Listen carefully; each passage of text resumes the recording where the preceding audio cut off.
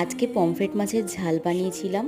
দেখো কড়া বসিয়ে দিয়েছি গ্যাসে, সর্ষের তেল গরম করে তাতে নুন হলুদ মাখানো পমফ্রেট মাছটাকে একটু ভাজা করে নিয়েছিলাম, খুব কড়া করে ভাজিনি। তারপর ওই তেলেই দিয়ে দিয়েছিলাম কাঁচা লঙ্কা আর কালো জিরে ফোড়ন।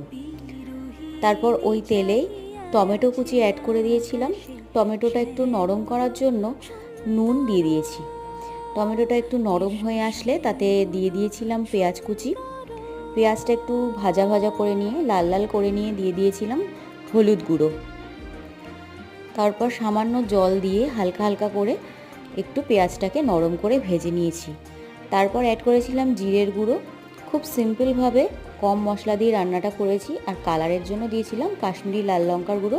তারপর এরকম একটা টেক্সচার এসছে।